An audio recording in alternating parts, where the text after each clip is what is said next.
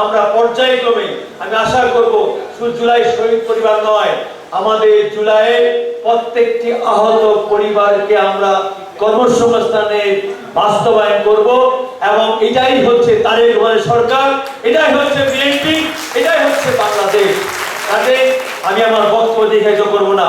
আমরা যেমন ৭১কে ধারণ করি, ৭১কে আমরা যেমন চেতনাকে আমরা কোনদিন ভুলবো না, ঠিক তদ্রুপ আমরা ২৪-এর চেতনাকে ধারণ করব এবং সেই চেতনাকে ধারণ করে আমরা ২৪কে আমরা অবশ্যই সেখানে বাস্তবায়ন করব।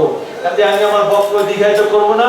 আসুন আমরা সেই ৭১কে যেমন এই নতুন বাংলাদেশ যেমন তৈরি হয়েছে, ৭১-এর মধ্য দিয়ে আমি সার্বভৌমত্ব পেয়েছি, আমি আমার মানচিত্র পেয়েছি, আমার পতাকা পেয়েছি, আমার গণতন্ত্র পেয়েছি, ঠিক তদ্রুপ এই ২৪শে আন্দোলনের মধ্য দিয়ে আমি আবার আমার স্বাধীনতা পেয়েছি, কথা বলার স্বাধীনতা, ভোটাধিকার স্বাধীনতা, আমি আমার গণতন্ত্র ফিরে পেয়েছি।